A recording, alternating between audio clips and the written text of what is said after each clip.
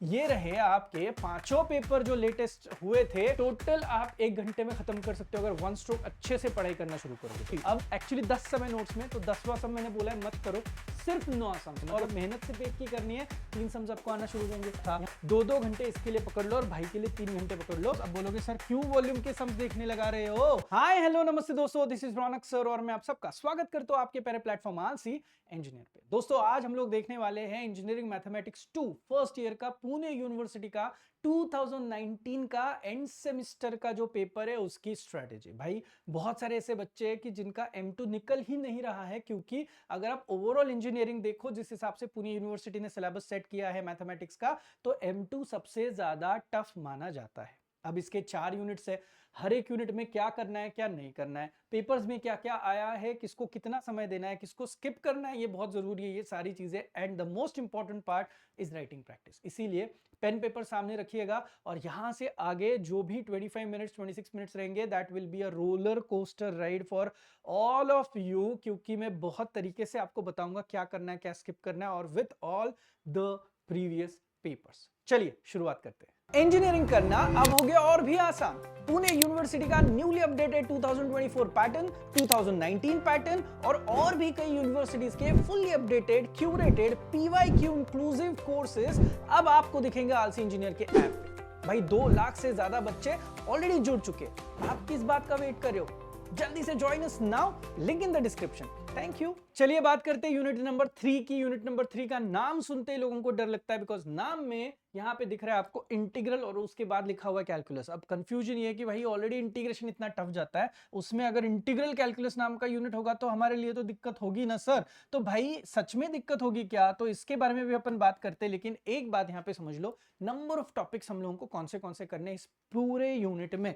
Title में आपको दिखाई दे रहा है reduction formula, gamma function, then there is beta function, then there is DUIS और उसके बाद है error function and Leibniz rule. अब इतने सारे टॉपिक्स देखने के बाद आपके दिमाग में सवाल आया होगा, अरे सर कुछ ना कुछ आप किसी ने आके यहाँ पे कुछ ऐसे लाइन वर्क करा हुआ है, प्लीज इरेज इट। आपको ऐसे लग रहा होगा तो आपको बिल्कुल गलत लग रहा है, बिकॉज ये क्या है, ये जो लाइंस है ना, कितनी बार एग्जाम में सवाल पूछे हुए लास्ट 5 साल में, इसका सब कुछ आपको यहाँ पे ओवरऑल डेटा दिखाई दे रहा है। इसका मतलब है ये रहे आपके पांचों पेपर जो लेटेस्ट हुए थे, मई 24, जनवरी 24, अगस्त 23, मार्च 23 एंड अगस्त 22। ये पूरे पेपर जहां पे एमसीक्यू कौन से आए थे और कौन से सवाल की स्कोरिंग क्या आया, ये सब कुछ यहाँ पे डेटा मैंने आपके लिए इकट्ठा करके रखा हुआ है। प्लीज एक बार देख लीजिएगा। According to this data reduction formula 10 बार आ चुका है। क्लियर मतलब है 5 पेपर में, हर एक पेपर में आपको 2 बार, इसका मतलब है औरिंग के लिए भी आपको रिडक्शन ही पूछा गया है दोस्तों। तो रिडक्शन फॉर्मूला हमें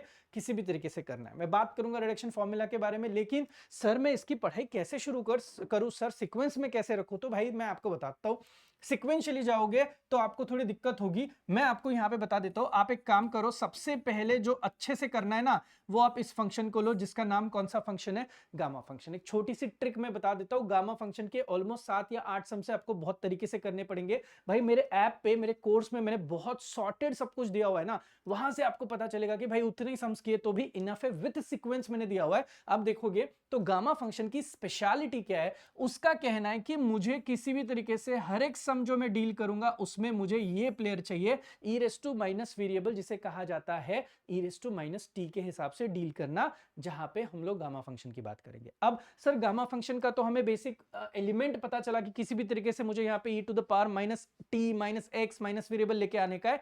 ये करने के लिए मुझे कितना समय लगेगा? गामा फंक्शंस अच्छे से पढ़ोगे ना भाई, तो उसके 5-6 शुरुआत के फॉर्मूलाज है और 6-7 सम्स है। टोटल आप 1 घंटे में खत्म कर सकते हो अगर वन स्ट्रोक अच्छे से पढ़ाई करना शुरू करोगे तो। अब 1 घंटे के बाद बचता है 10-15 मिनट 20 मिनट का पैच, जहां पे आपको 2-3 प्रीवियस ईयर्स के सॉल्व्ड क्वेश्चंस ट्राई करने, खुद से सॉल्व करने के लिए आते हैं या फिर नहीं। अलोंग विद दिस नेक्स्ट आप शुरू करोगे बीटा फंक्शंस। ये देखो, अब यूजुअली गामा फंक्शन को औरिंग में आता है बीटा फंक्शन, तो बच्चों को क्या लगता है कि नहीं भाई मैं सिर्फ गामा फंक्शन करके जाऊंगा, बीटा फंक्शन नहीं किया तो भी चलेगा। प्रॉब्लम वो नहीं है। प्रॉब्लम क्या है कि आपको कैसे पता, मैं आपको पैटर्न दिखाता हूं। ये देखो, रिडक्शन गामा है ना, रिडक्शन बीटा, आप समझ रहे हो? तो reduction beta DUIS, reduction beta DUIS, reduction beta DUIS। यहां पे भी आप देख सकते हो रिडक्शन बीटा और यहाँ पे एरर आ गया और रिडक्शन बीटा DOS। तो एक तरीका है जिससे आपको हिंट मिलती है। लास्ट के 5 पेपर में से 4 पेपर में उन्होंने एक पैटर्न फॉलो किया हुआ है। भाई मैं वापस बता रहा हूं, 5 में से 4 पेपर में पैटर्न फॉलो किया है, जहां पे वो लोग रिडक्शन के बाद बीटा और बीटा के बाद यहां पे उन लोगों ने DOS पे अटैक किया हुआ है। अब देखो चॉइस आपके पास है कि भाई मैं इस तरीके से जाऊं क्या। अब हो भी सकता है कि देखो इसके बाद के ओरिंग के लिए भी आपको हमेशा क्या दिखने वाला है, रिडक्शन दिखने ही वाला है। अब यहाँ पे बीटा है तो यहाँ पे क्या होगा भाई, गामा होगा, और यहाँ पे DOS है तो यहाँ पे यूजुअली क्या होता है, आपका एरर फंक्शन है। तो भाई पैटर्न इस तरीके से जाता है। तो मुझे पर्सनली क्या लगता है, आप लोग बीटा और गामा में कोई डिफरेंशिएशन मत करो अलग से, अच्छे से कर लो दोनों के दोनों, क्योंकि दोनों को 1 घंटा ही लगने वाला है। इसको भी अगर आप देखोगे ना तो इसका है 1 माइनस वेरिएबल दिखना चाहिए, यानी कि 1 माइनस टी मेरे ओवरऑल सेटअप में होना ही चाहिए। इस तरीके से बीटा का कहना होता है। तो beta loves 1 minus variable and gamma loves e raise to minus variable. ये दो चीजें, ये दो टॉपिक्स आपको इमीडिएट, जैसे आप यूनिट 3 की पढ़ाई करना शुरू करो। आज मैंने यूनिट 3 की पढ़ाई करना शुरू किया, 2 घंटे 2.5 घंटे में मैंने क्या क्या खत्म किया, गामा और बीटा 1 स्ट्रोक खत्म कर सकते हो। फॉर्मूला लिख के रेडी रखो, रूम बंद करो, एक बार रटो, बाहर आओ, दोस्त हो, दीदी हो, आपका जो भी भाई हो बहन हो, उनको बोलो कि भाई मैं फॉर्मूला बता रहा हूं, देख सही बता रहा हूं कि नहीं बता रहा हूं। सिंपल चीज आपको करनी है, ये दो टॉपिक खत्म कर लो। अब सर नेक्स्ट क्या करूं, नेक्स्ट आपके लिए मैं चॉइस देता हूं, आप क्लियरली जा सकते हो रिडक्शन फॉर्मूला के लिए। देखो गामा कर लो, बीटा कर लो and then go for reduction formula. Sir क्या फायदा होगा सर रिडक्शन के लिए, तो मैं आपको बताता हूं रिडक्शन का फायदा। रिडक्शन के लिए आपको बेसिकली 2 तरीके होते हैं जो कि आपको वर्कआउट करने होते हैं।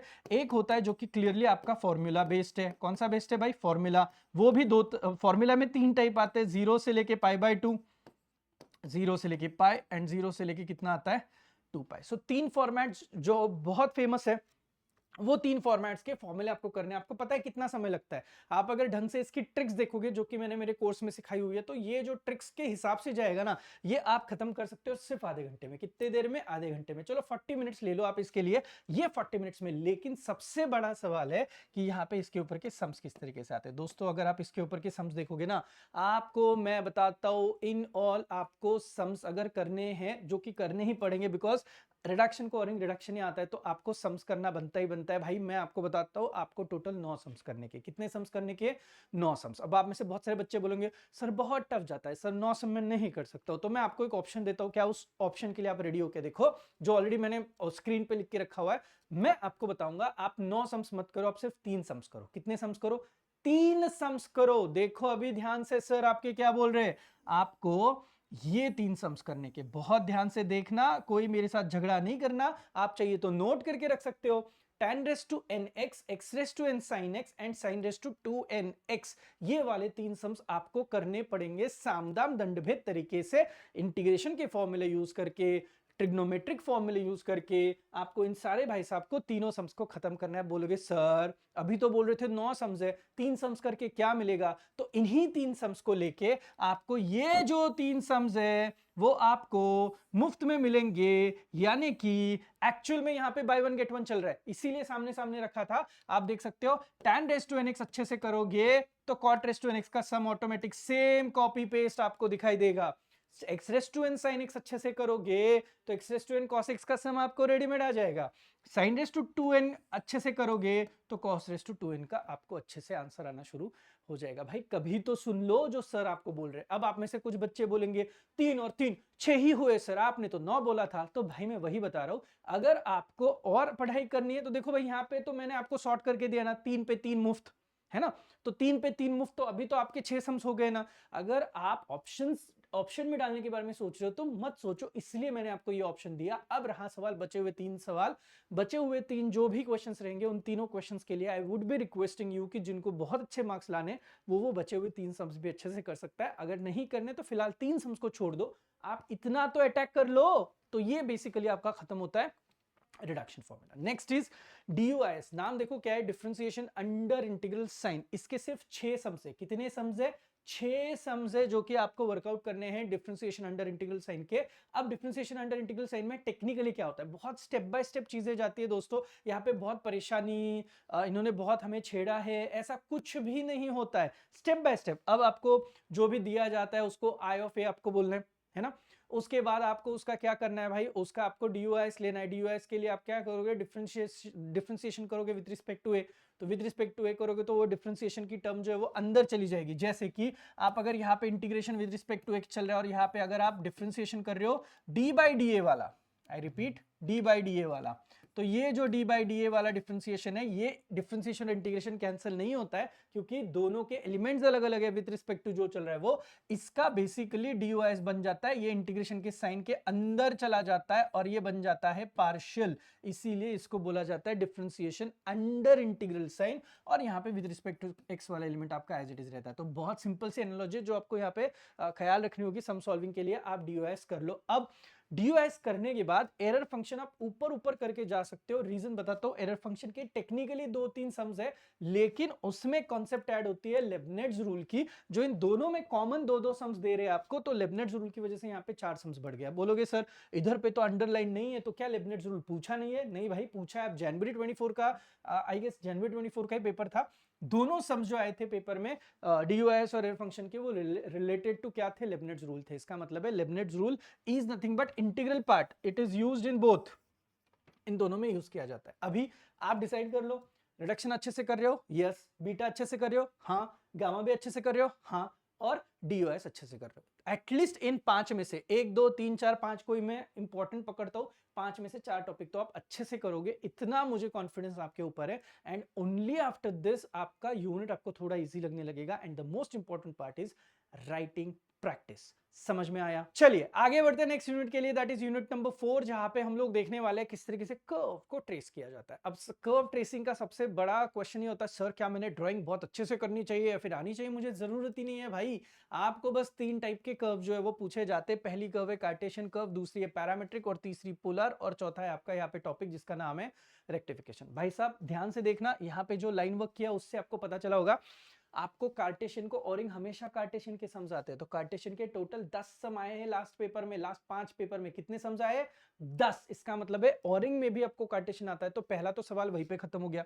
दूसरी चीज, थोड़ा पैरामेट्रिक को बाजू में रख के पोलर को देखो प्यार से, आपको समझ में आएगा। इसके भी आपको कितने सम्स दिखाई दे रहे होंगे? ऑलमोस्ट 10 सम, यानी कि 10 सम उसके 10 सम इसके। इसका मतलब है पोलर को ओरिंग भी पोलर ही आता है। अब मुझे बताओ बचा क्या? सिर्फ और सिर्फ पैरामेट्रिक को ओरिंग आपका क्या आता है भाई साहब? रेक्टिफिकेशन आता है। तो सिंपल चीज है, यहाँ पे 5-5 डिस्ट्रीब्यूट हो चुके हैं, आपको पता चल चुका है। 4 टॉपिक्स है कि नहीं? 4 टॉपिक्स में से कंपलसरी करने तो कितने करने होंगे? 2 तो दिखाई दे रहे। तो अच्छे से कार्टेशियन करना है, अच्छे से पोलर कर्व करना है। समझ आया? तो ये 2 टॉपिक तो आप ढंग से करोगे ही करोगे, बिकॉज ये 5 और 5 10 मार्क्स देंगे। अब रहा सवाल, इसको ओरिंग ये आता है, तो सर क्या मैं रेक्टिफिकेशन करूं या पैरामेट्रिक करूं? तो आपको पैरामेट्रिक कर्व करना है, जो कि आपका सिर्फ और सिर्फ एग्जाम में एक ही बार आपको आने वाला है। उसको ओरिंग हमेशा क्या रहेगा? आपका रेक्टिफिकेशन रहेगा। अब शुरुआत करते हैं टॉपिक बाय टॉपिक। तो सबसे पहले मैं कार्टेशियन की बात करता हूं। कसम खा के बता रहा हूं, मेरे नोट्स में मैंने बस इसके 9 सम्स दिए हुए और उतने ही आपको करने हैं। आप में से कोई भी, एक्चुअली 10 सम है नोट्स में, तो 10वां सम मैंने बोला है मत करो, सिर्फ 9 सम्स। और वो 9 के 9 आपको सारे के सारे सम्स आने चाहिए, बिकॉज क्वांटिटीज कौन सी है यार? नंबर 1, आपको पहले फाइंड करनी होती है सिमेट्री। अगर x की पावर इवन हो तो सिमेट्रिक अबाउट y, उल्टे दिमाग का होता है y की पावर इवन हो तो सिमेट्रिक अबाउट x होता है। पॉइंट ऑफ इंटरसेक्शन, x को 0 करो, y की वैल्यू फाइंड करो, y को 0 करो, x की वैल्यू फाइंड करो। लेकिन x को 0 करने के बाद अगर y गायब हुआ तो there is no point of intersection. y को 0 करने के बाद अगर x गायब हुआ तो वहां पे भी there is no intersection. Next, tangent. 2 type होते हैं, एक टेंजेंट एट ओरिजिन होता है, टेंजेंट एट ओरिजिन होता है, और टेंजेंट एट अदर पॉइंट होता है। यहाँ पे डिग्री चेक की जाती है और लोएस्ट डिग्री की जो भी टर्म होगी उसको 0 करके आप ओरिजिन का टेंजेंट का क्या टेंजेंट है वो आप निकाल सकते हो। टेंजेंट एट अदर पॉइंट के लिए आपको dy by dx निकालना पड़ता है। वो निकाल के ही आप उस पॉइंट पे देख सकते हो कि भाई आपका आंसर 0 आया तो parallel to x axis, infinity आया तो parallel to y axis. Then there is a quantity which is known to be as asymptote. लोगों को ये बहुत टफ लगता है, लेकिन मुझे बिल्कुल नहीं लगता, because I call him as to be villain.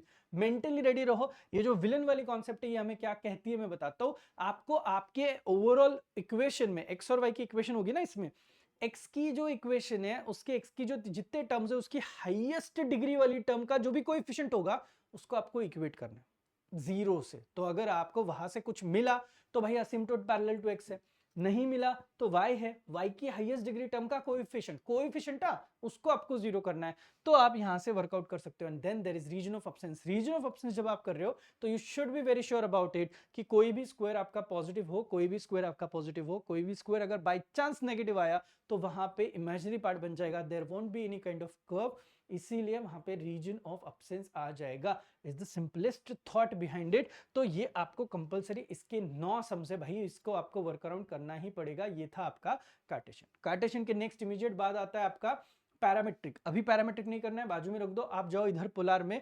Polar में आपको 3 तरीके के सम्स आते हैं, ध्यान से देखना। 3 तरीके के सम्स, पहला है cardioid uncle, cardioid heart shape curved. तो हार्ट शेप कर्व में कॉस को एक्स एक्सिस ले लेता है, कॉस जहां पे भी इन्वॉल्व होगा उसकी इक्वेशन में, साइन जहां पे भी इन्वॉल्व होगा उसको हमेशा वाई एक्सिस पे हम लोगों को इंक्लाइंड दिखाना है। अब ये कार्डियोइड है। कार्डियोइड के बाद आती है आपकी रोज कर्व। रोज कर्व आपको सबसे ज्यादा बार एग्जाम में पूछी गई है, तो इसको बहुत ध्यान से करना पड़ेगा। इसके 4 वर्जन, इसके 4 वर्जन। एंड लेमनिस्केट बहुत इन्फिनिटी सिंबल, बस एक ही बार एक ही टाइप है इसका, इसमें कोई मल्टीपल टाइप्स नहीं है, तो आपके पास चॉइस है।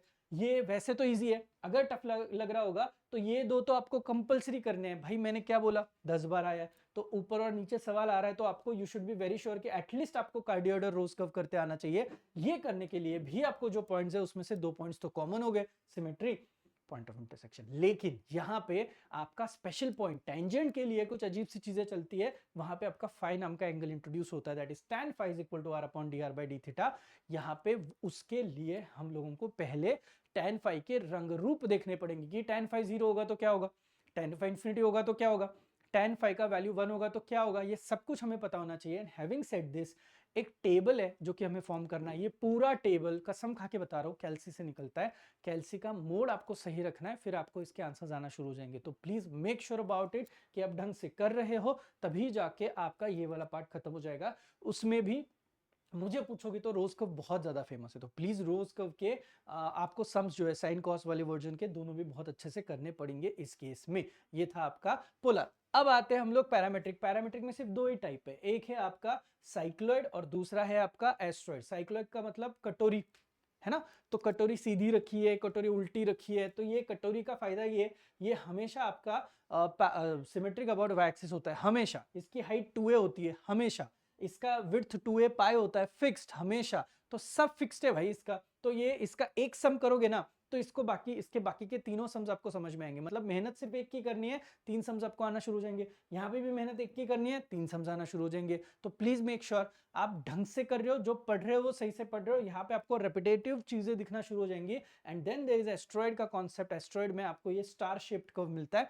इसमें कौन से भाई आपको वर्क करने, 2 टाइप आते हैं टोटल। यहाँ से 6 सम्स उठाने, यहाँ से 9 सम्स। इन 6 सम्स को करने के लिए 2 अच्छे से कर लो, इन 9 को करने के लिए इसमें एक, इसमें एक, इसमें एक, आपको कम से कम अच्छा करके जाना पड़ेगा, तो जाके आपका काम बनेगा। तो इधर से आप पकड़ के चलो, इधर का 1, इधर के 2 और इधर का 1, ऐसे आप पकड़ के चलो 4। इधर से आप कम से कम 2 सम्स करोगे 6, और इधर से 9 सम्स। तो आप 9 और 6 टोटल 15 सम्स करके गेम में आ जाओगे। लेकिन ये पूरे राइटिंग में आपके रेडी होने चाहिए विद कॉन्सेप्ट। आपको सब कुछ समझ में आना जरूरी है इस केस में।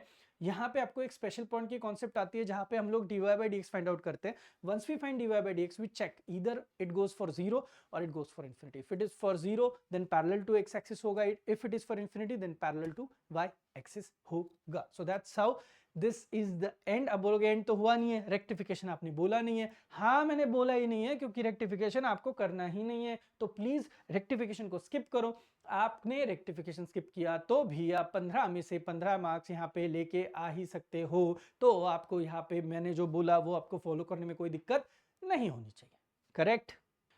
चलिए शुरुआत करते हैं अभी यूनिट नंबर 5 के लिए, जिसका नाम है सॉलिड ज्योमेट्री। भाई सॉलिड ज्योमेट्री में बस 3 टॉपिक्स है जिनका बहुत प्यार से ख्याल रखना है आपको, और टॉपिक भी ऐसे है, पहला है स्फीयर, दूसरा है कोन और तीसरा है सिलेंडर। अब सिर्फ 3 टॉपिक में क्या आपका सब कुछ कवर हो सकता है। तो भाई यहाँ पे इतना मैंने काम किया है कि मेरे को यहाँ पे वो लाइन वर्क करने की जरूरत ही नहीं पड़ी, बिकॉज आप सारे पेपर्स देखोगे स्फीयर कोन सिलेंडर, स्फीयर कोन सिलेंडर, स्फीयर कोन सिलेंडर, स्फीयर कोन सिलेंडर, स्फीयर कोन सिलेंडर। इसका मतलब है यहाँ पे कोई भेदभाव नहीं है, आपको यहाँ पे क्लियरली स्फीयर आपको एग्जाम में ओरिंग में स्फीयर आता है, कोन को ओरिंग में कोन आता है, सिलेंडर को ओरिंग में सिलेंडर आता है। तो आपको यहाँ पे कोई ज्यादा झगड़ा करने का कोई स्कोप ही नहीं रखा है, रखे ही 3 टॉपिक है इन्होंने, तो अच्छी बात है यार अपने लिए। अब सबसे पहला सवाल, सर फिर मैं पहले कौन सा टॉपिक करूं? आप में से कोई भी शुरुआत स्फीयर से नहीं करेगा। You should always start with the topic which is known to be as cone. Cone वाला टॉपिक आपको करना है। मैं बताऊं सच्ची कसम खा के 1.5 घंटा लगता है कोन के टॉपिक को पढ़ने में। कितना? 1.5 आवर्स, एंड आधा घंटा उसको पूरा ग्रास्प करने में और एक हाथ सम सॉल्व करने में। तो भाई मैं कसम खा के बता रहा हूं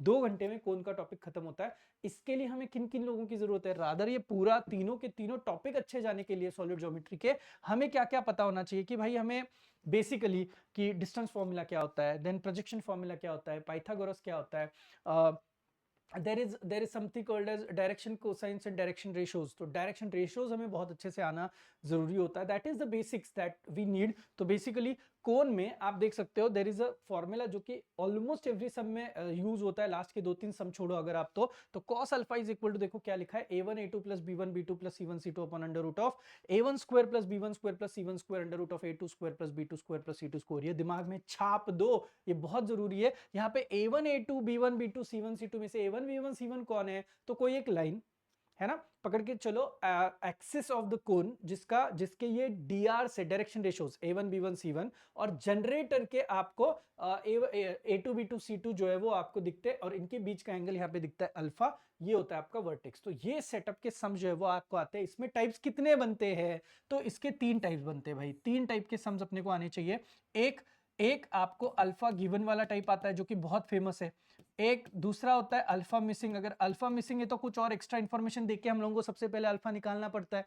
एंड तीसरा यहाँ पे थर्ड टाइप है, दैट इज ऑड टाइप है। मतलब ऑड का मतलब है थोड़ा अलग सा टाइप है जहां पे रिवॉल्विंग वगैरह वगैरह वाले वर्ड यूज किए जाएंगे। तो ये कुछ इस तरीके का टाइप है। तो ये टोटल मिला के सर कितने सम्स है? 10 सम्स है आपको करने। जैसे मैंने बोला 1.5 घंटा 1 स्ट्रोक, शुरू करो, काम खत्म करो, मार्क्स लेके जाओ। लेकिन ये सारे सम्स को सिंप्लीफाई करना बहुत जरूरी है। बच्चे सिंप्लीफाई नहीं करते, सिर्फ फॉर्मूला का इंप्लीमेंटेशन लाके खत्म कर देते हैं, मार्क्स नहीं मिलते।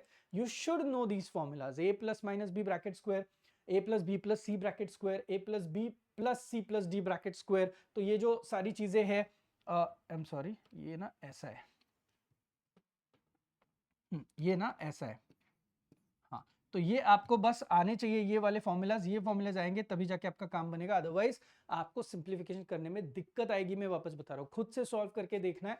जैसा कोन वैसा ही सिलेंडर। सिलेंडर में आपको 3 कॉन्सेप्ट तो कंपलसरी लगते हैं, projection formula, distance formula, Pythagoras, और एक है लेंथ ऑफ परपेंडिकुलर की कॉन्सेप्ट भी यहाँ पे लगती है। ये जिसको आएगी उसको सिलेंडर के सारे समझाना शुरू हो जाएंगे। तो इट इज वेरी इंपॉर्टेंट। इसमें टाइप्स कौन से आते हैं? एक रेडियस गिवन, यही सबसे इंपॉर्टेंट टाइप है, ये मेजर टाइप है, इसी के ऊपर 8 सम्स है। Then radius not given, radius not given का एक आधी सम रहेगा। एंड तीसरा सर्कल और एलिप्स में कन्वर्जन होता है, जो कि यहाँ पे ऑड लिखा हुआ है, वो वाला टाइप। जैसे इधर है वैसे ही इधर है। जब आप सम सॉल्विंग देखोगे तो आपको समझ में आएगा बिल्कुल सेम तरीके से सर इसको सॉल्व कर रहे हैं। तो आपको ये तीनों टाइप्स करना जरूरी है। उसमें से आप चाहिए तो फिलहाल इसको स्किप कर सकते हो। कौन सा वाला? जहां पे रेडियस दी ही नहीं है, वो वाले सम्स थोड़े डिफिकल्ट है सॉल्विंग के लिए, और बहुत रेयर केस में। मतलब मैंने 11 सम्स लिए, उसमें से एक ही सम है जो बिना रेडियस के आपको दिया हुआ था, वो स्किप कर सकते हो। 10 सम तो आप कंपलसरी करके जाओ ही जाओ, राइट। देन स्फीयर, स्फीयर वाले बंदे के लिए आपको क्या पता होना चाहिए भाई? स्फीयर के सारे बेसिक चीजें पता होनी चाहिए ना, कि इक्वेशन क्या है, उसका जनरल फॉर्म। एग्जाम में एमसीक्यू में जनरल फॉर्म बहुत फेमस है। 5 पेपर में जनरल फॉर्म के ऊपर एमसीक्यू के सवाल आ चुके हैं 2-2 मार्क्स के लिए। तो वहां पे आपको बेसिकली एग्जाम में टाइप्स कौन से आते हैं थियरी में, मतलब सम्स में? स्फीयर टचिंग एक्सटर्नली बहुत फेमस टाइप है। लास्ट 3-4 पेपर में तो ये बहुत ट्रेंड चल रहा है इसका। Next sphere touches plane. Sphere touches plane का जो पैटर्न है, ये जो पैटर्न है ना, ये पैटर्न लास्ट 5 पेपर्स में एवरी टाइम पूछा हुआ है। कंपलसरी क्वेश्चन है sphere touches plane, compulsory mandatory. और उसी के साथ साथ यहाँ पे centre and radius of the circle find करने के लिए भी कुछ पूछा जाता है। इसके भी अराउंड 2-3 सम्स लाइन से आए थे पहले। मतलब आपको जो पेपर अभी 22 तक के दिखा रहा हूं, उसके पहले के पेपर्स में सेंटर रेडियस के सम आया करते थे। तो please do it. Externally touch वाले सम्स करने, टचेस प्लेन वाले करने, सेंटर रेडियस वाले सम्स करने, and there is lambda find करने का कॉन्सेप्ट। अभी लास्ट पेपर जो आपका हुआ था उसमें आपको सम आया था जहां पे आपको ऑर्थोगोनली दो स्फीयर जो है वो ऑर्थोगोनली एक दूसरे को कट करते या फिर ऑर्थोगोनली एक दूसरे को ये बोला था। तो इस केस में हमें ये जो ऑर्थोगोनल वाली कॉन्सेप्ट है, इस कॉन्सेप्ट के ऊपर ध्यान देना बहुत जरूरी है, ये एग्जाम में आया हुआ फॉर्मेट है। सो that's how you can go ahead with this. Sir कितना समय लगेगा? मैंने क्या बोला था, 2-2 घंटे इसके लिए पकड़ लो और भाई के लिए 3 घंटे पकड़ लो। तो ये टोटल अगर आपको करना है, ये 7 आवर्स में आपको खत्म करना है। और इस टॉपिक से रिलेटेड एक बहुत बड़ी अनाउंसमेंट मुझे करनी है कि जब भी कभी आप आपका थियरी पेपर देना चाहते हो तो please start with unit number 5। Please please please, अगर आप श्योर नहीं हो एमसीक्यूज के बारे में तो यूनिट 5 आपको सबसे पहले करना है, वो करो। और उसके बाद आप एमसीक्यू का पैटर्न जो है, उसके आंसर्स जो है वो निकालने के लिए समय दे सकते हो। ये मेरा पर्सनल ओपिनियन। 5 आपको पास करेगा, अकेला 5 वाला यूनिट आपको ये 15 मार्क्स बहुत अच्छे से देके जा सकता है। अंडरस्टूड। अब आते हैं ऐसे यूनिट पे जिस यूनिट को सब लोगों ने बेसिकली डरा के रखा हुआ है। अब इस यूनिट को डरा के रखा हुआ है या फिर इस यूनिट से आप डरे हुए हो, ये आप अच्छे से समझ लेना, क्योंकि यार नाम ही ऐसा है कि भाई हर कोई डर जाए। मल्टीपल इंटीग्रल्स इस यूनिट का नाम है। सिंगल इंटीग्रेशन तो करना ही करना है, साथ में डबल इंटीग्रेशन, ट्रिपल इंटीग्रेशन भी हम लोगों को यहाँ पे करना पड़ता है along with the application. Sir फिर हम लोगों ने कौन से टॉपिक करने हैं? तो देखो भाई, डबल इंटीग्रेशन करना है, चेंज द ऑर्डर है, फाइंडिंग एरिया है, ट्रिपल इंटीग्रेशन है, वॉल्यूम है, सेंटर ऑफ ग्रेविटी है और मोमेंट ऑफ इनर्शिया है। अब सर क्या आप हमें सीक्वेंस बताओगे एग्जाम में किस तरीके के सम्स आते हैं? तो देखो भाई, आपका मई 2024 पहले आप चेक कर लेना कि ये क्या है। एमसीक्यू छोड़ दो, एमसीक्यू जो आता है वो डबल इंटीग्रल पे आया है, मोमेंट ऑफ इनर्शिया पे आया है। इधर देखना, double integral, area, centre of gravity, change the order, triple integration end moment of inertia. थोड़ा सा ध्यान देना, आप डबल इंटीग्रल वाले सेक्शन पे ध्यान देना। Double integral area CG, double integral volume and CG, रुको, डबल इंटीग्रल वॉल्यूम एंड वापस एक double integral area and MI, double integral कहा गया, double integral volume and CG, double integral volume and क्या लिखा हुआ यहाँ पे सीजी। तो आपने कुछ चीजें नोटिस करी। आपका जो ये वाला पेपर था मई 2024 वाला, लेटेस्ट वाला, इसमें अच्छी चीज ये हुई थी कि डबल इंटीग्रेशन के साथ कौन आया था? एरिया वाला सम आया था। अब सर हम लोगों ने कैसे प्रिपरेशन करनी है? तो ध्यान से देखना, ये पूरा करते बैठोगे तो बहुत समय चला जाएगा और जिस हिसाब से आपको मार्क्स लाने हैं, आप में से कोई अगर 70 आउट ऑफ 70 के लिए इंटरेस्टेड है तो भाई ये बहुत अच्छे से, बहुत प्यार से मैंने सब कुछ सिखाया हुआ है, लेकिन बहुत समय लेता है। ये ऑलमोस्ट 9-10 घंटे लेगा आपको अगर पढ़ना है तो। मैं इसको शॉर्ट में आपको करके दे सकता हूँ। आप एक काम करो, आप इन टॉपिक्स में से जितना मैं बता रहा हूं उन टॉपिक्स को कंपलसरी करके जाना। डबल इंटीग्रेशन, एरिया, वॉल्यूम आसान है, and then there is something called as CG, I am sorry. हाँ, ये आपको इतने टॉपिक्स करने हैं। देखो भाई, आपको कितना डिस्काउंट देना है उतना मैंने डिस्काउंट दिया है। कितने? 1 2 3 4 5 6 7, 7 में से आपको सिर्फ 4 टॉपिक्स करने हैं, वो भी उसमें से अगर कुछ टफ समझा रहे तो टफ वाले को आप थोड़ा बाजू में रख सकते हो, लेकिन ये 4 टॉपिक्स तो आपको बेर मिनिमम करके जाना पड़ेगा इस यूनिट में अगर आपको 10 मार्क्स लाने के। तो ऐसे कैसे 10 मार्क्स मिलेंगे सर? ऐसा क्या है 10 मार्क्स मिलने के लिए? मैं बताता हूँ। पहले आप शुरू करो डबल इंटीग्रल के साथ। डबल इंटीग्रल के दो टाइप्स आते हैं, कार्टेशियन वाले सम्स यानी कि एक्स एंड वाई इंक्लूसिव वाले सम, और दूसरे होते हैं पोलर वाले सम जहां पे आर एंड थीटा आपका इंक्लूसिव होता है। यहाँ पे जरूरी क्या है पता है? यहाँ पे देयर इज अ कॉन्सेप्ट कि भाई आप कोई भी किसी भी तरीके से आप एक सेटअप बना दो आप लोगों का। जैसे देखो यहाँ पे मैं अगर एक पैराबोला ड्रॉ करूँ, उसके बाद एक लाइन ड्रॉ करूँ, है ना, तो पैराबोला लाइन ड्रॉ करने के बाद यहाँ पे कुछ एक रीजन फॉर्म होता है। देखो यहाँ पे कुछ रीजन फॉर्म हुआ, राइट? इस रीजन को आपको पूरा ट्रैवर्स कराना पड़ता है। तो इस रीजन को ट्रैवर्स कराने के लिए आपके पास ऑप्शंस क्या है भाई? तो आपको इसके लिए बेसिकली एक यहाँ पे वाइपर लेना पड़ता है, वाइपर, मॉप। इस मॉप को आपको पूरा यहाँ से यहाँ तक घुमाना पड़ता है। You should start always with the left hand side and should go till right hand side. इसको दो तरीके से रख सकते हो, वर्टिकली भी रख सकते हो एंड हॉरिजॉन्टली, लेकिन मोस्टली 90% ऑफ द सम्स में आप you will keep this vertically so that आप पूरा का पूरा इसको अच्छे से ट्रैवर्स करो। तो ये होती है बेसिक स्कीम। अब ये पैराबोला ड्रॉ करना, लाइन ड्रॉ करना, इसके बेसिक कॉन्सेप्ट जो है वो सब इसमें कवर करके दिए हुए ऑलरेडी। इसी का हमें फायदा होता है नेक्स्ट टॉपिक के लिए, जिसका नाम आप देख सकते हो यहाँ पे है एरिया। देखो, जब हम लोग कार्टेशियन की बात करते हैं, एक्स और वाई होते हैं, पोलर की बात करते हैं तब आर और थीटा होता है। आर और थीटा के लिए सर्कल, एलिप्स वाले जो भी एलिमेंट्स वाले सम्स रहते हैं वो इन टर्म्स ऑफ हम लोग पोलर में वर्क कर सकते हैं। बट द फैक्ट इज ये दो करने के बाद आपको एरिया इमीडिएटली समझ में आ जाएगा भाई। बस इसमें हमें थोड़ा बहुत क्या लगता है, रिडक्शन फॉर्मूला लगता है। और हाँ, एक और बात, इस मल्टीपल इंटीग्रल्स में आपको 3 टॉपिक जिनका नाम आपने सुना होगा, तो आपने अगर अच्छे से पढ़ाई करी है तो ये 3 टॉपिक आपको इस यूनिट में लगते ही लगते हैं। कहां पे देखा है आपने ये नाम? यूनिट नंबर 3 में ना। तो यूनिट नंबर 3 में ये जितना नहीं लगता उससे ज्यादा कई गुना हम लोगों को यहाँ पे लगता है gamma function, beta function and reduction, जो आपको ढंग से आना जरूरी है। अब ये करोगे तो ये जो एरिया है इसमें आपको 70% डिस्काउंट मिलता है। कितने परसेंट का डिस्काउंट मिलता है? 70% का डिस्काउंट, क्योंकि ये काफी आसान जाता है। और एक बात कनेक्टेड, इसी के बाद इमीडिएटली आप जाना सीजी के लिए। सीजी पे भी आपको ऑलमोस्ट कितना प्रतिशत का डिस्काउंट मिलता है? 50% का डिस्काउंट मिलता है। आप देख सकते हो फॉर्मेट वाइज। आप मेरे लिए मैं जो बता रहा हूं आपको, डबल इंटीग्रल, उसके बाद एरिया, और एरिया के बाद वॉल्यूम ना करना। एरिया के बाद आप क्या करो? सीजी के सम्स करो। मैं सीक्वेंस लिख के दूं आपको? ये देखो मैं यहां पे लिख के देता हूं। आप डबल इंटीग्रल करो, है ना, फिर आप क्या करो? एरिया कर लो, फिर आप सीजी के सम्स ट्राई करो। 6 सम्स ही होंगे, 5 या 6 सम्स आपको ट्राई करने हैं। सीजी एक बार ही खत्म हुआ तो उसके बाद आप ऊपर ऊपर देख लो किसके सम्स? वॉल्यूम के सम्स। अब बोलोगे सर क्यों वॉल्यूम के सम्स देखने लगा रहे हो? वॉल्यूम के सम्स में इसलिए देखने लगा रहा हूं कि आप अगर पेपर का पैटर्न देखो तो मोस्टली इन लोगों ने डबल इंटीग्रल के साथ यहाँ पे किसको इंक्लूड किया है? देखो, वॉल्यूम को इंक्लूड किया है। तो जरूरी है कि आपको एक हाथ दूसरा सम समझ में आए कि बहुत बहुत आसान जा रहा है, तो आप इसमें आपका चांस ले सकते हो। So this is how this unit is. Mostly जितने बच्चे मैं देख रहा हूँ जो 70 आउट ऑफ 70 नहीं सीख कर रहे, अगर आप 50 55 ऐसे मार्क्स लेके आ रहे हो तो इसमें आपको इतना ध्यान देने की जरूरत नहीं है। आप इसके जो मैंने टॉप 3 टॉपिक किए उतने करे तो भी चलेगा। आए आए अपने को 10 मार्क्स यहाँ पे मिल सकते हैं और 3 मार्क्स एमसीक्यू के हम लोगों को लेके आने के। तो आप 13 मार्क्स भी लेके आए और 5 मार्क्स भी अगर आपके कम हुए तो कोई यहाँ पे इतना इतना पैनिक करने की जरूरत नहीं है। इस अकेले यूनिट की वजह से पूरा M2 हम लोगों को डिफिकल्ट जाता है। इसीलिए जब आप पढ़ाई भी कर रहे हो ध्यान से करना।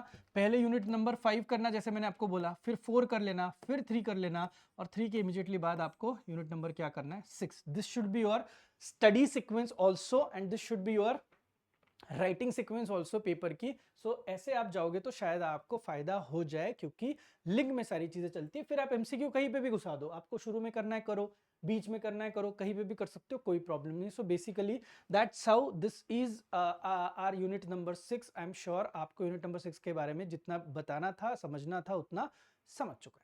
तो दोस्तों प्लीज कमेंट सेक्शन में बताना आपको ये स्ट्रैटेजी किस तरीके से लगी और क्या आप इसको फॉलो करोगे, एंड आपके दोस्तों में इसको जरूर शेयर करना है। आई एम श्योर आपको बहुत अच्छे मार्क्स आए, आप बहुत अच्छे मार्क्स के साथ पास हो जाओ। All the very best for your exam. चलिए मिलते हैं नेक्स्ट वीडियो के लिए, तब तक के लिए थैंक यू सो मच।